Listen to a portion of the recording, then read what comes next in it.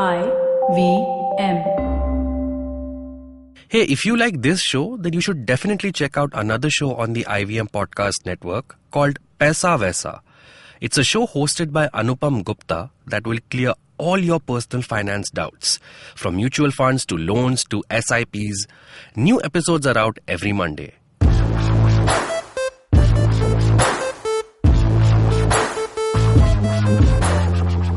Hello and welcome to a brand new episode of IVM Likes. My name is Abbas and I'm joined in the studio today by Jaanam.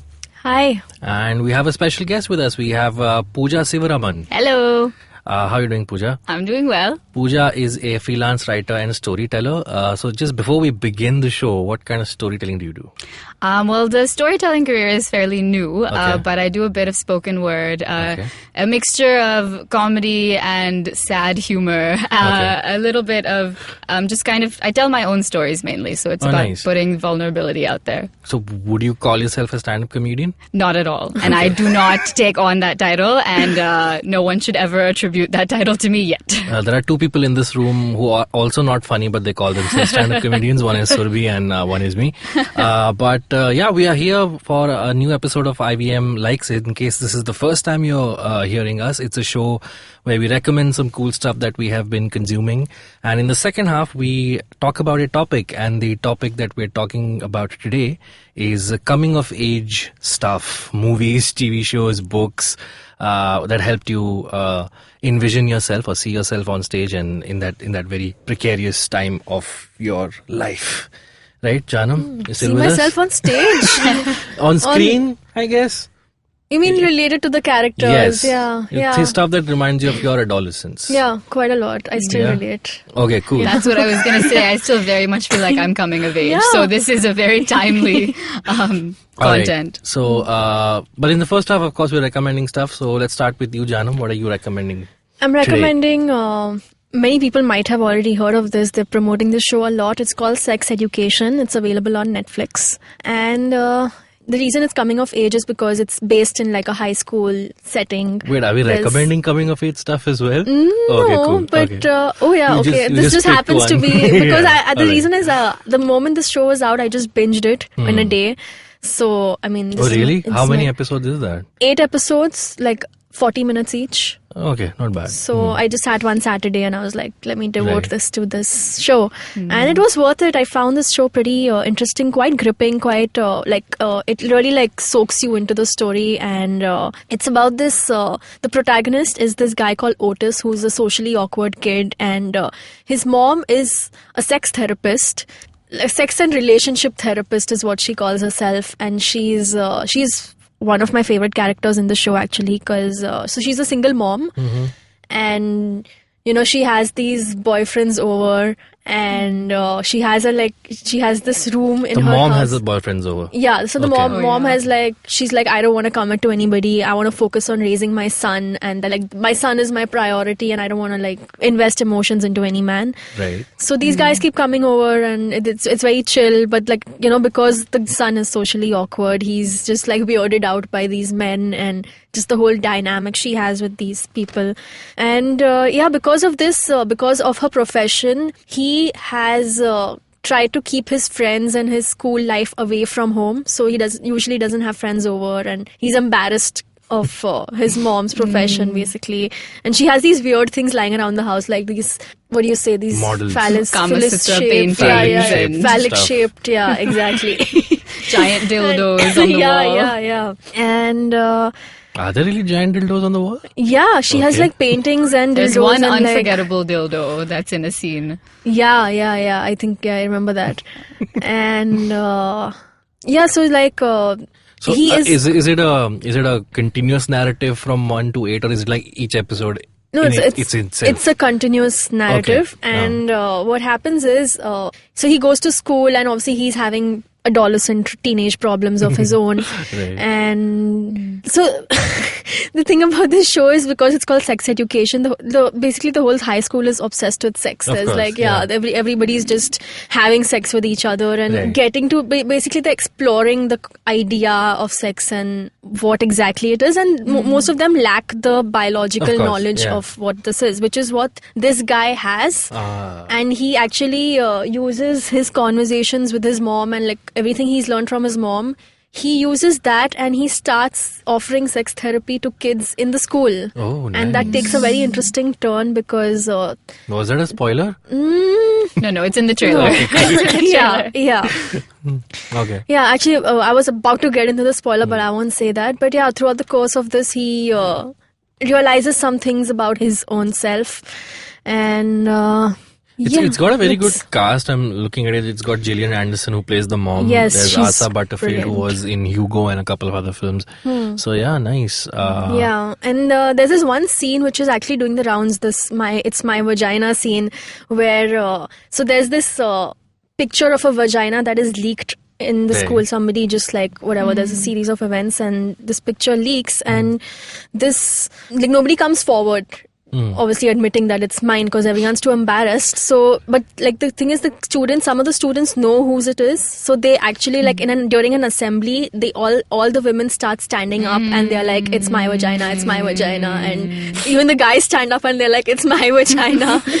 And the dean or the professor, he's standing behind the mic and he's like, "You don't even have a vagina." Yeah. So yeah, I think it's- we have the title of the episode. We're gonna It's call my this "It's My vagina." Vagina." There is something so great about watching teenagers do things that even adults wouldn't have the guts to do, and that's what's Yeah. so great in this show is that the adults are the ones who can't have these conversations about sex and about their insecurities and about what's going on, but it's the kids who are actually doing it successfully and I leading to agree. healthier sexual relationships, and Yeah. that contrast is so telling. It is. I completely agree. And in fact, in Netflix India did this promo kind of a thing where they went and asked around a set of grandparents Yeah, about sex. You must have I seen saw it. bits of that, yeah. It's pretty cool. But so before we move on, like when I think of sex comedies, I think of like the American Pie movies, the stuff that came out like in the early 2000s. So how is this different from that? Or it's not really? It is very different. I would say like a show like Sex Education is definitely more intelligent content than American Pie. American it. Pie is just like people just goofing around. And also American Pie in general was very, I would say, sexist. Yeah, it was a product Towards- of its time. This Yeah. is kind of the Yeah. anti-American Pie. Okay. This Yeah. is like the anti all of the sex comedies that have ever existed. Got it. And like, let's talk about it in a way that's actually healthy and Oh, happy nice. and Okay. beneficial. And Yeah, and it also- is sex education for the viewers too. Right, Ah, right. okay. Yeah, it's true. And also the show overall is very, I would say it's very inclusive of, Sexuality. Yeah. different, they've shown gay couples, bisexuals, people of all races. So like it's Got a it. very all-inclusive show. Nice. And in a way that really doesn't tokenize anyone, Yeah. which I highly Yeah. commend because, and I think the world that they've created, I hope it exists. But as I was watching it, Yeah. I was just like, I have never seen a space like this that's so inclusive. People are so open about their sexuality and so willing to talk about it, Right. and then have this learning about it too. It seems like a bit of a dreamland, but it's great. Yeah. It's great to have that. Like it is sex education in itself. And just the fact that they've shown it in a fictional world kind of makes me feel like people would want to have that in reality and might create it for themselves. Exactly. Cool. So, yeah. Wow, so many nice things. Yeah, check it out. It's called Sex Education. All right, so that was Janam's recommendation. Pooja, what are you recommending for us today? So I'm recommending a book, only part of the book actually. So it's Kristen Rupinian was the author of Cat Person, which was the short story that released in the New Yorker 2 weeks after the Harvey Weinstein scandal in December of 2017. And this story went absolutely viral. It, so to say, broke the internet, specifically because it kind of took this concept of sexual assault and consent and turned it on its head to show that like sexual assault and consent, it doesn't necessarily come from physical force or unwanted physical force. It very much comes from conditioning that has been ingrained in all of us, men and women.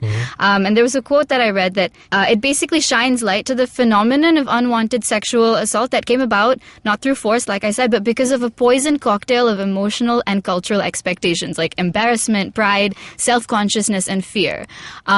So after this story released, there was Twitter kind of went a bit crazy because women were kind of taken with the story relating to it, and a lot of men either saw themselves in it or were put off by the fact that this was how this man was represented in the story. And all of this hype led to a lot of hype around her book, which released earlier this week. The book has gotten terrible reviews. Okay. If you go online, the first 5 articles are just various platforms absolutely just breaking it down. So I'm not going to recommend the whole book, but I do highly recommend one of the short stories from the book called The Good Guy, which she published on Medium, so you don't have to buy the book in order to read it. And again, what she does in this story is she turns this whole conversation on its head in a very similar way that Sex Education as a show does, which I think why they kind of go hand in hand. She, and if I can, I really want to read a short section from the short story, which is just so telling because there's no way I can do justice to explain how she does it. So, this is one passage from the story, and it's about this guy named Ted, who is the quote-unquote good guy. And she writes, "Thus, one night in November, 2 weeks before his 36th birthday, Ted found himself sitting across the table from a crying woman named Angela. Angela was a real estate agent, pretty and polished, with sparkly chandelier earrings and expensively highlighted hair. Like all the women he dated over the past several years, Angela was, by any objective measure, way out of his league. She was 2 inches taller than he was, she owned her own home, she made an amazing fettuccine with clam sauce, and she knew how to give a back rub with essential oils that she'd sworn would change his life, which it had. Ted broke up with her more than 2 months earlier, but the subsequent texts and phone calls had become so relentless, he'd agreed to another face-to-face meeting in the hopes of gaining some peace.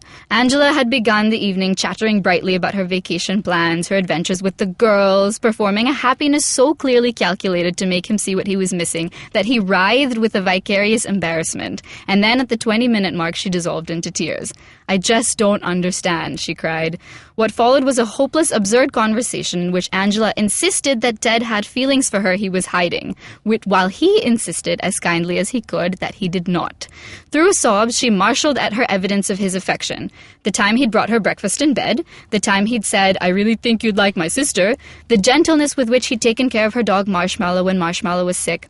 The problem, it seemed, was that while he'd told Angela from the beginning that he wasn't looking for anything serious, at the same time, confusingly, he'd also been nice.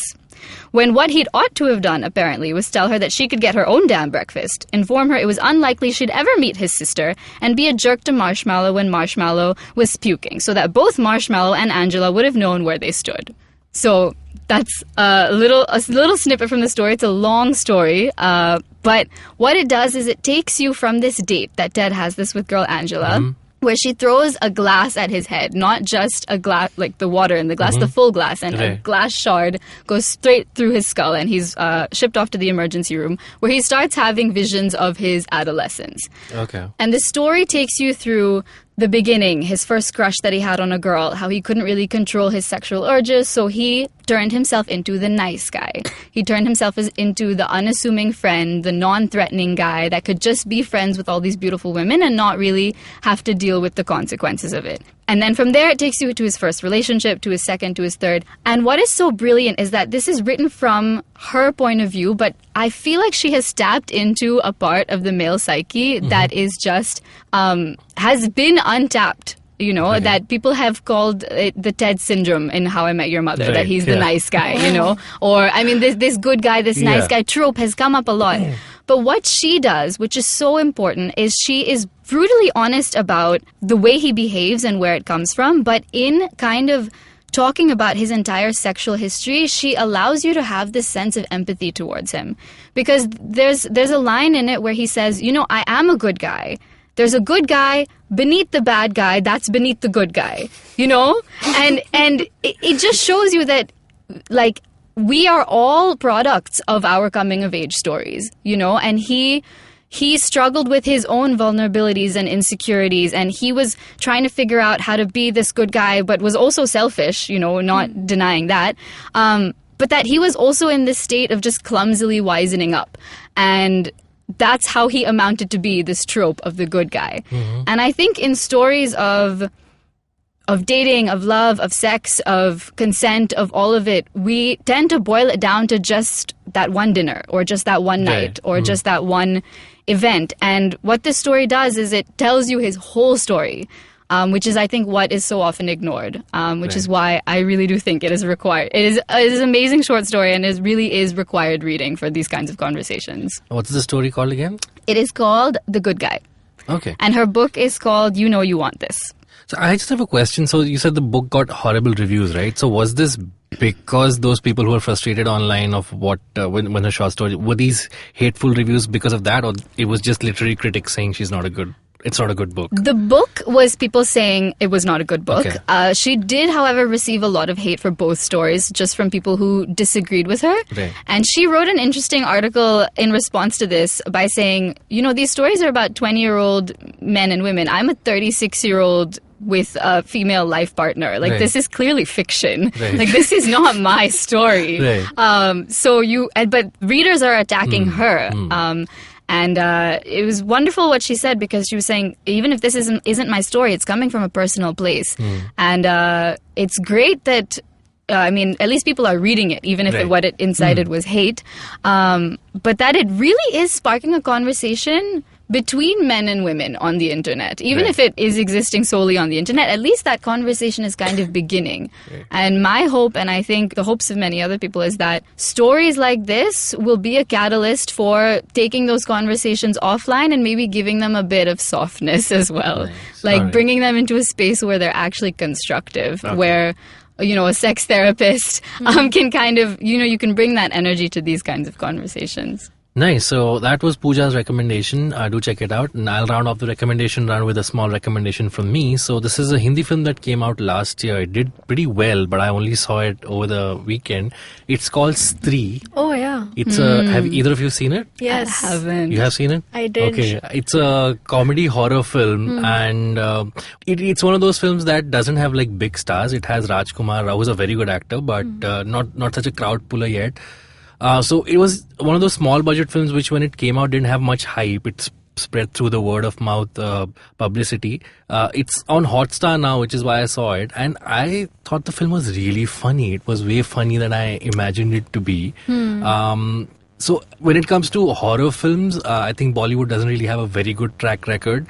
But what I loved about this is that I'll tell you the synopsis in like one line. It's about a small temple town, which is the 4 days of the puja. A female ghost comes to haunt the town, but it only takes away the men of the village and does nothing to the women. And if you write on the walls of the house for her to come tomorrow, she comes the next day, so you're safe. What I loved about it is that it actually embraces its pulpy roots, right? Like, India has this great tradition of horror stories set in villages, which comes from small towns, which are really scary but really like low budget. Okay, they don't have any intellectual value. They're just there to entertain the crowd, and this kind of owns up to that. They're like, yes, this is stupid. Yes, it's about a ghost. So let's have fun with it. So when there are times where it has to be scary, it is scary. But the rest of the time, it makes fun of the fact of how bizarre a premise or the situation is, right? So it has some great performances. The whole film is very breezy. I didn't feel at all like I was watching. It's very short for an Indian film. I think it's like 1 hour 56 or 57 minutes. So pretty short. Like I said, That's 2 hours. Yeah, so normally Hindi films are like 3 hours, man. Yeah? Yeah. When was the last time you saw a Hindi film? I've stopped watching the 3 hour ones. I watched the 2 hour ones, and even they seem like good length. Like, it's yeah. What I'm trying to say is it didn't seem like a drag. It was very well paced. It was very well done. Okay. Was it scary? It is scary in places. So what they do is, and Surabhi is telling me not to spoil thing. I'm not spoiling something. Is like for the first part of it, they keep you in a sort of a suspense if what's happening is actually happening or if it's actually supernatural. And then at some point before the interval, they reveal what's happening, right? And from then onwards, it actually becomes a little scary. So yeah, it keeps you guessing. And like I said, it's very rare to watch genre films do well in India. But I think last year I saw Tumbad, which was a very well-made horror film, and then now I saw Stree. I think it's not very scary. It's the good amount of scary, but it's also very funny, and it has some really colorful characters. So do check out the film. It's streaming on Hotstar. And do you recommendation this film? I liked the film in parts. There were some issues I still had with the film. What issues? It was still too masala and like item numbers and like. Well, I think that you got to do that to sell the film. Yeah, maybe to appeal to the masses. It had that thing. Oh my God, Jaanam on a high horse, not wanting, recommending Netflix but not wanting to sell out. No, but I mean, I agree with what you said. Those aspects of the movie were good. I liked the attempt, and also I like the fact that the movie ends on a cliffhanger. It's like you kind of feel like a second part is coming. Yeah, apparently a sequel is in the works, so that'll be fun to see. Alright, so we'll take a break, but before we go into a break, let's just quickly recap what we recommended. Jaanam recommended Sex Education, available on Netflix. Pooja? Cat Person and the Good Guy, available online. And I recommended the Hindi film Stree, which is streaming on Hotstar. We'll take a short break, and when we come back, we'll talk about coming of age films, TV shows, books, the stuff we loved. We'll be right back after this. Hello, everybody. Welcome to another awesome week on the IVM Podcast Network. If you're not following us on social media, please make sure that you do. We're IVM Podcast on Facebook, Twitter, and Instagram. So we did this last week and we had a pretty good response, and we'd like to keep it going. So if you are listening to an IVM podcast, take a screenshot of that, put it on your Instagram story, and tag us with it. And what we'll do is we'll repost it on our story so that people get a look at what you're listening to. And people who come onto our stories will get an idea of what kind of things people are listening to. Leave us a comment too, just don't tag us. Last week, we launched 2 new shows. We launched our first Marathi podcast. It's called Golgappa, hosted by a regular on our network, Trupti Kamkar. Actress Shivani Tangsale is the first guest of the show, and she talks about baking, her Everest climbing experience, and her love for theater. And we also launched the Filter Coffee podcast, hosted by Karthik Nagarajan. On the first episode, Karthik talks to film editor Nishant Radhakrishnan about focus group screenings, OTT platforms, and the future of the Indian film industry. On Cyrus Says, Cyrus is joined by writer Devang Pathak. He talks about what drove him to start his own blog, What's That Funny, and why critiquing the Indian comedy scene is important. On their 100th episode, the Football Twaddle guys answered questions from listeners while twaddling about David De Gea's amazing performance. On the Kannada podcast Thalle Harate, the hosts discuss how AI and machine learning is influencing our lives today and its potential for the future. On Advertising is Dead, Anshulika Dubey, co-founder of Wishberry, talks to Varun about running a crowdfunding platform for creative projects in India. And with that, let's continue on with your shows. And we're back discussing coming of age movies, TV shows, and books. I'm in the studio with Abbas and Pooja. Before we start, like what, when you say coming of age, like have we come of age already? I mean, I would say considering our actual age, I think we're way past coming of age. But internally, I still feel like I am. Aww. But you know what I was gonna say? Like, as I was thinking about coming of age movies and why it's made a comeback and why so many people like it, because even my 57-year-old father, I think right now is coming of age.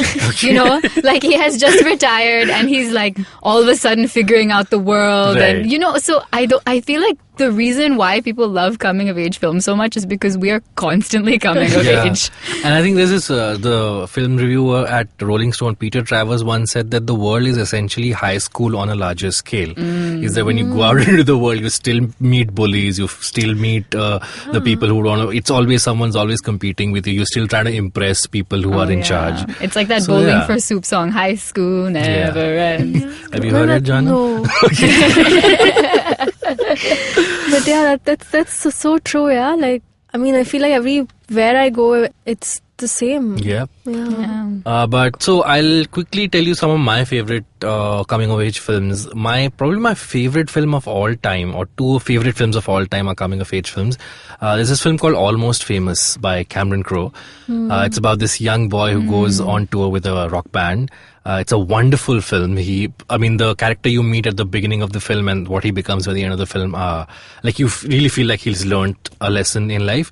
And the other is this film called Boyhood, where the director actually followed a kid for 12 years in real time. to see how he grows, and that's another really, really lovely film. That I mean, it's if I'm flipping channels and Boyhood is on, I never go anywhere else. I watch the film. That was a movie that was really long, but it didn't feel like it was like because 3 hours. the way it was made. Yeah. I really love. So, what about you guys? What are some of your favorite coming of age films, books, TV shows?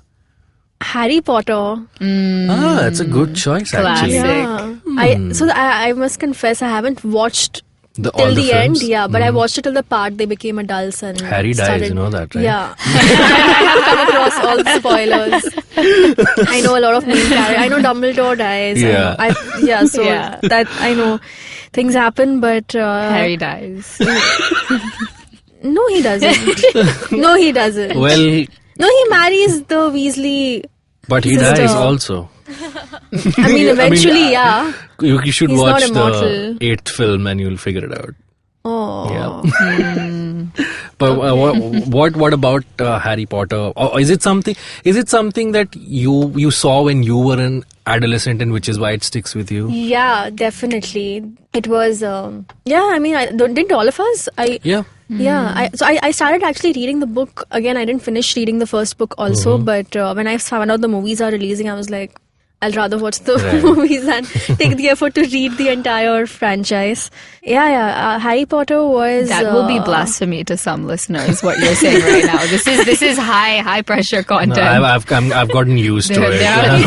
There are Potterheads around the world who are listening and no offense writhing to in their Potterheads. ears. I just didn't get invested into it. It was... Although my friends tried to get me into it, I was like... Yeah, I mean, that's how I ended up watching the first, I think... 5 or 6 parts of the movie. Then you've seen the bulk of it. Yeah. It's I like how it starts off very like hopeful, and the kids are still facing whatever they are, like puberty and all of that, and then it just gets so dark. Yeah. Like wow, that flip was too real. I also love how it is so removed from sex. Yeah. But there was a bit of it in book 6, I think, when they start experimenting with love potions and stuff. A little bit. And also, but it still remained relatively it is. PG. Yeah, they didn't fixate on the whole... Whereas, I mean, sex education, they're the same age as Harry Potter. Meanwhile, he's fighting Dumbledore and they're, trying to not get pregnant. I mean, it's two different things, but, maybe him fighting Dumbledore was a metaphor. That is what they say, that Harry Potter is just one big sexual metaphor, like wands and... potions. But then again, is it you guys know everything? this? Slytherin. The filmmakers actually put an inside joke where in movie 3, when he's watching the Marauder's map. There's on the top right corner there's a two sets of shoes on top of each other. Subtly suggesting that some students are not exactly studying at Hogwarts. Yeah. Anyway, what about you, Pooja? What comes to your mind when you think coming of age? The first one was a film that released last year, which was 8th grade. Yep. It was such a brilliantly done film. It was it's an independent film, and it's about this girl in 8th grade in the last week of middle school. And she is also, this is the part that I love, she's also a YouTuber. So she has her own YouTube channel where she kind of makes these videos that talk about confidence and self-love and why you should put yourself out there. Gucci. Yeah, Gucci is like that's her Jaanam closing doesn't off get that tagline. Is that like her catchphrase? Yeah, That's it her is, catchphrase. yeah. And what's so great is that I was watching these very awkward, like full of anxiety videos that she's making and relating to it so much, because everything she says are things that we all still desperately need. And I think she acted very well in the film as well, because I think she truly captured the anxiety of being a teenager. And her dad, and her dad's character is also great because he's this single dad and he's trying to figure out how to raise his teenage girl and navigate that space. And it's a really great film. And then there are so many coming of age films that are just cult classics, like Mean Girls, for example. Yeah. In fact, I thought 8th grade was, just like you said, sex education is the anti-American Pie. I kind of felt like 8th grade was the anti-Mean Girls in the sense that in Mean Girls, we're still looking at the story from the unpopular girl's point of view, but she's still sassy. She's still quick-witted. Whereas 8th grade, I think, is one of the best portrayals of being an introvert ever put on screen. Absolutely. Yeah. Yeah. And she even talks about introvert. Like, she as an 8th grader talks about being an introvert. And she has this amazing sense of self-awareness, even though she is still figuring things out. And she's just such an endearing character as well. Yeah. So nicely There's done. this, Bollywood also has its share of... Are you a big Bollywood fan, Pooja?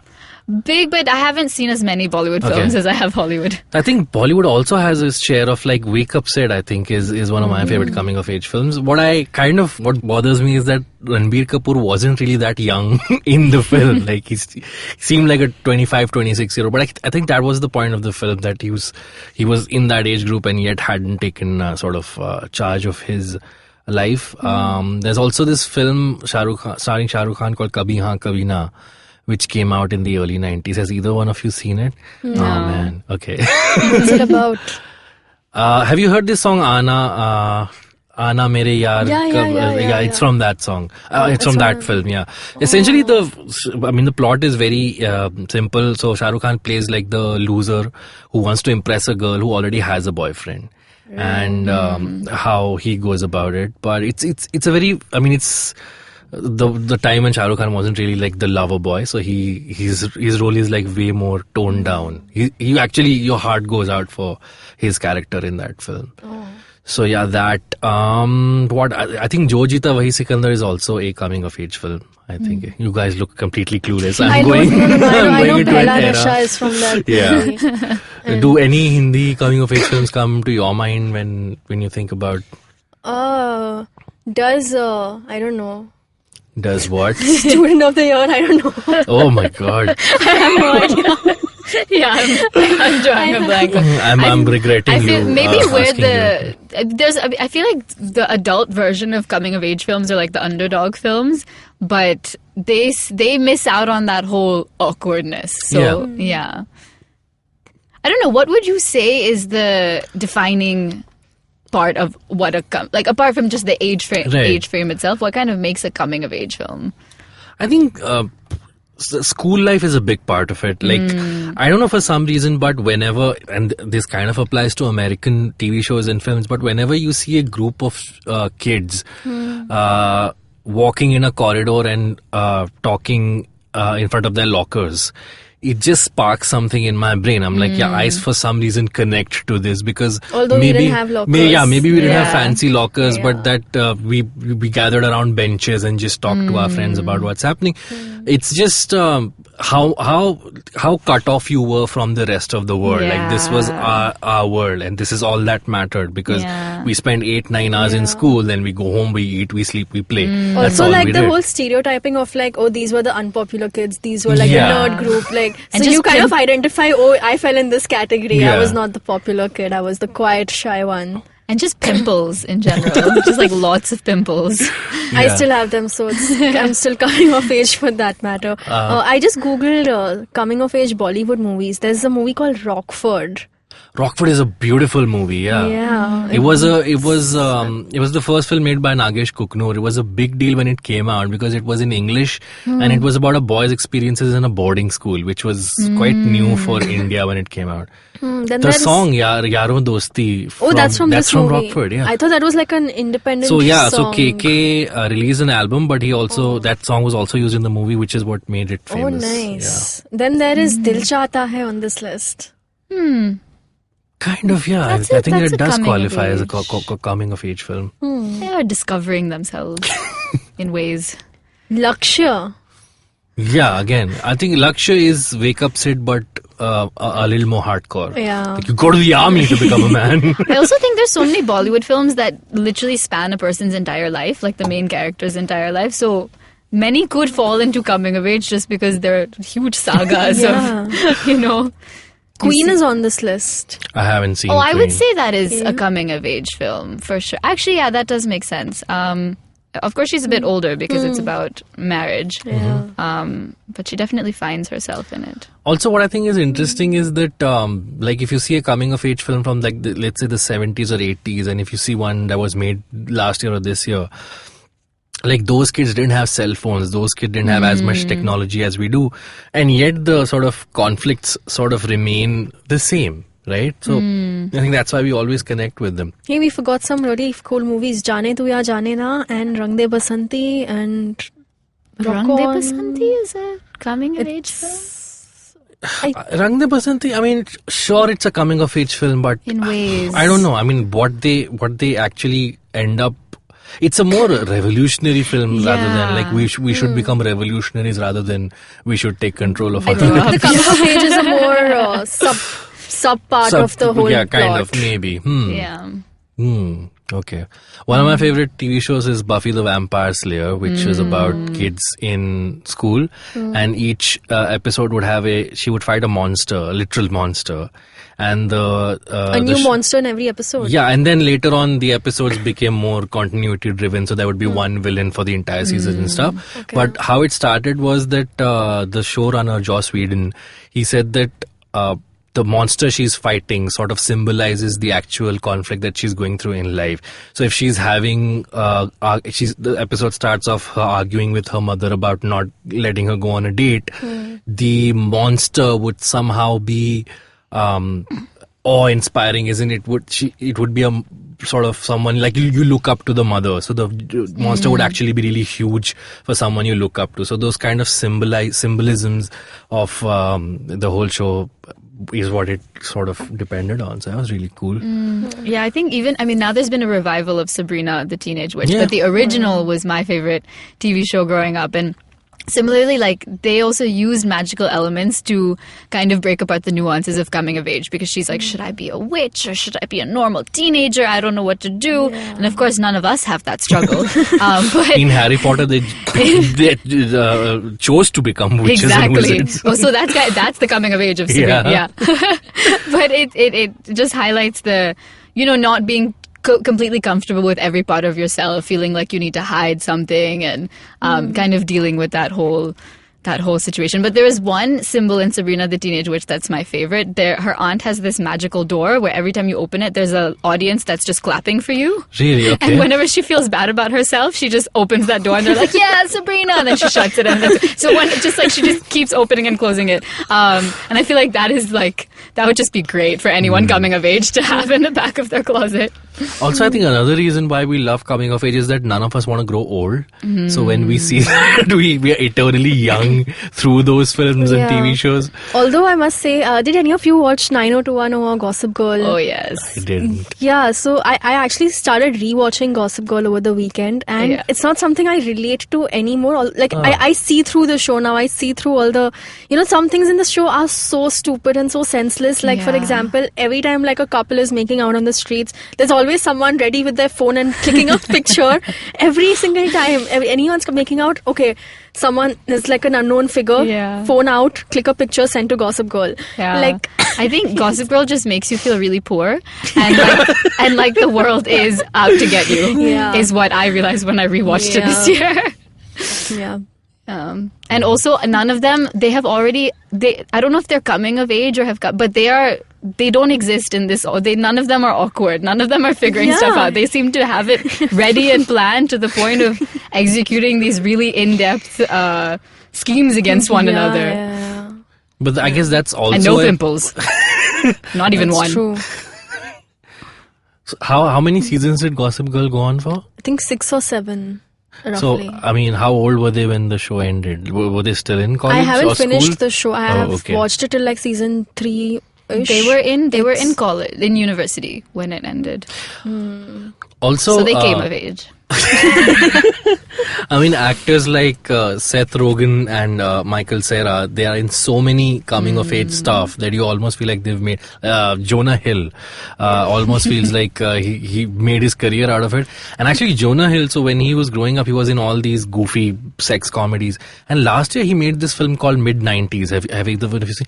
And it's a really dark film. It's about this boy who's growing up with an abusive elder brother and who's really poor, and he wants to join this skate skateboarding group that's in his neighborhood, and most of those kids are black and he's white, so he feels that racial sort of tension happening. And I'm like, Jonah Hill, oh my god, you from like Superbad and all these films gave you a lot of things to ponder over. Was that strange seeing like a character you know so well in one position all of a sudden? Exactly. And the thing is, he's not in the film, he's just directed the film, but yeah, you could see like the improvisation, the language that they speak is still the language of the youngsters, but it's in a completely different context. So I was like, oh my god. What about the superhero films like, I think Spider-Man, the last one, right? So yeah, Spider-Man, even in the comics throughout, I mean, the fact that Spider-Man was so popular because he was a 15-year-old boy rather than a whatever 30-year-old man who was dressed as a bat or whatever. So yeah, I think comics, even the current, there's this character called Miss Marvel, who's actually a Pakistani American in the comics called Kamala Khan. She's like the modern Peter Parker because she's like a 16-year-old girl who's again trying to figure out her way in life. She has very conservative parents who don't let her go party in America, so she's still fighting that whole thing of being a part of the Avengers and trying to be this 16-year-old as well. So yeah, I think that it's just a theme that keeps running. I think what's cool is that the coming of age film has developed to kind of feed the needs of what teenagers need now, so it's like, okay, we need to change the way kids are having sex, clearly, because adults don't know how, so we're going to make this show sex education.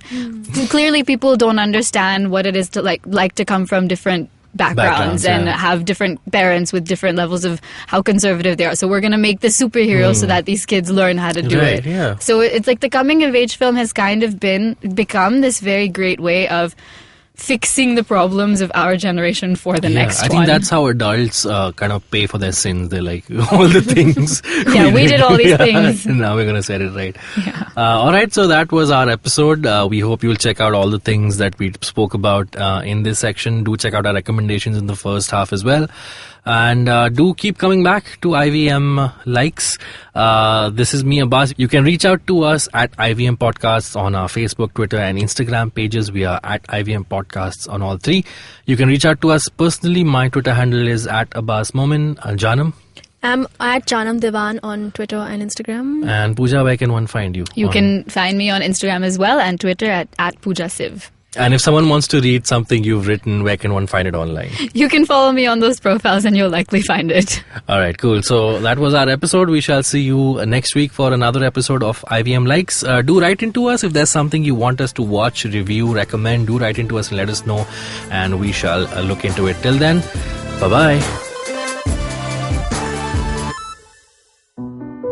भारतीय सिने इतिहास में महिलाओं की जगह तलाशता हमारा खास Hindi podcast सिनेमाया। निर्देशिकाओं की फिल्मों, कहानियों और नजरिए को समझने की हमारी एक कोशिश। मैं हूं स्वाति बख्शी और मेरे साथ सुनिए सिनेमाया IVM पॉडकास्ट ऐप और ivmpodcast.com पर भी। Hello everybody, we have a brand new daily podcast we're working on with Bloomberg Quint. All you need to know provides the top news on business, markets, and the economy so that you can stay ahead of the curve. Tune in every morning on BloombergQuint.com, the IVM Podcast app, or wherever you get your podcasts from.